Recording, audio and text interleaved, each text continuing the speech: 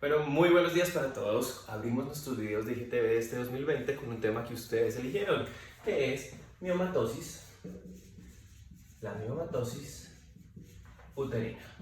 Entonces, para hablar de los miomas, primero tenemos que saber qué es el útero. Recordemos y hagamos nuestras respectivas gráficas de todos los videos. El útero es un músculo, o sea, es un tejido muscular. Y los miomas son derivados de ese músculo. Por definición, los miomas son tumores benignos que se generan como induraciones o como si fuera una piedra dentro de ese grosor miometrial. Entonces, lo primero importante que quiero que ustedes sepan es que casi el 70% de las mujeres a lo largo de su vida pueden cursar con miomatosis uterina. Nosotros los vemos en la clínica de fertilidad, 1 de cada 4 mujeres tienen esta condición. Entonces, ¿cuáles serían los factores de riesgo? Porque algunas mujeres tienen más riesgo de cursar con miomas que otras. Podemos decir que inicialmente se ha buscado genes que puedan dilucidar si hay una herencia en cuanto al riesgo que se tiene de cursar con los miomas, pero hoy en día no se ha podido todavía identificar. Sabemos algunos factores de riesgo como cuáles. Primero, la obesidad. ¿Por qué la obesidad? Estos miomas tienen receptores hormonales. Cuanto más exposición del útero a los estrógenos, pues mayor probabilidad de que se formen estos miomas. Y recordemos, como lo vimos en el video del ovario poliquístico, el tejido adiposo o la grasita produce estrógenos. Por eso, a mayor peso, mayor tejido adiposo, pues mayor riesgo de que ese útero genere miomas. Segundo, menarquia temprana. ¿Qué es la menarquia? Es cuando te llegó tu primera menstruación.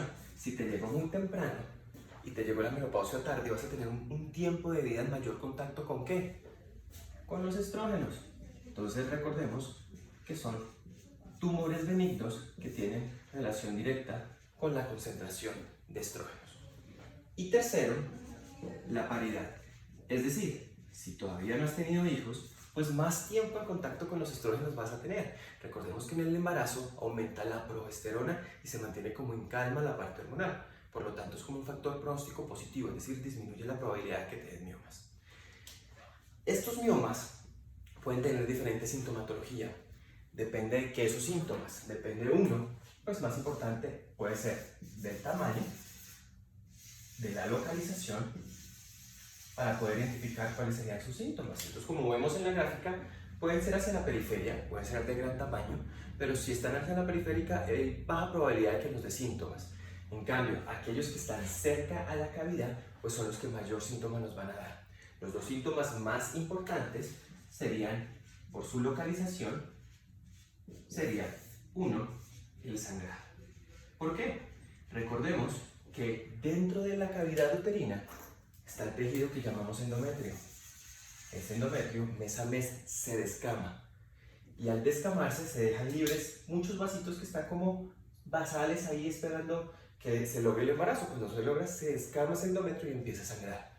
Como músculo, el útero lo que hace es contraer sus fibras y para el sangrado. Por eso tenemos menstruaciones de 3 a 5 días aproximadamente. En cambio, cuando tenemos un mioma, es decir, cuando tenemos una lesión que se interpone en esa función de contractibilidad, pues va a perpetuar el sangrado. Por lo tanto, hay mujeres que tienen tanto sangrado que pueden llegar a tener anemia. Y el segundo síntoma importante, la segunda efecto que pueden tener estos miomas es la disminución en la fertilidad. Su parte o su repercusión en el deseo de embarazo. ¿Por qué? En la cavidad endometrial es donde se va a implantar el embrión. Imagínense que un embrión tratando de implantarse acá, pues es como tener una piedra, es como sembrar una mata al lado de una piedra. No tiene dónde que generar sus raíces, por lo tanto no va a crecer. Igualmente se ha identificado que localmente genera unos cambios de inflamación que generan un ambiente hostil para el embrión. Entonces ya sabemos cuáles serían esos factores de riesgo, ya sabemos cuáles serían los síntomas. Lo importante antes de hablar de tratamiento es que debemos individualizar cada caso.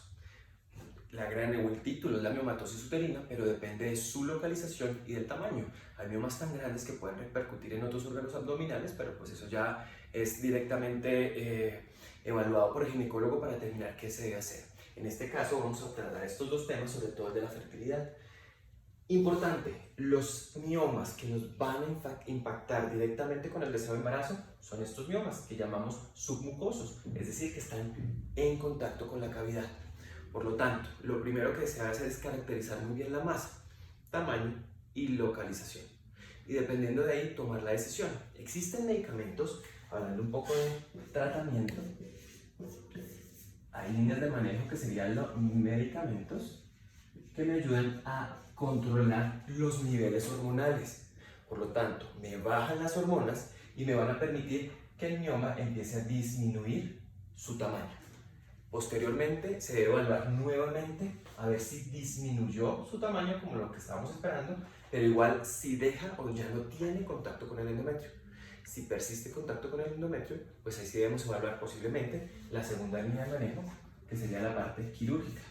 Recordemos, si toca la cavidad, disminuye la tasa de implantación, disminuye nuestra tasa de embarazo y se debe tratar. Podemos dar el chance, dependiendo del tamaño, de un manejo farmacológico. Si no logramos el objetivo, el segundo paso sería el manejo quirúrgico. Igualmente, cuando tenemos sangrados, podemos hacer esta misma evaluación, dependiendo pues las características de la paciente, antecedentes o individualizar cada caso.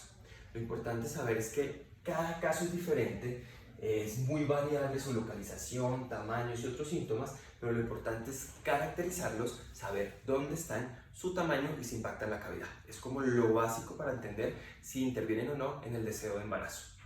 Entonces, espero que les haya quedado un poco claro lo de la miomatosis uterina. Recuerden que se puede lograr y por este 2020 vamos con toda para poderlo lograr.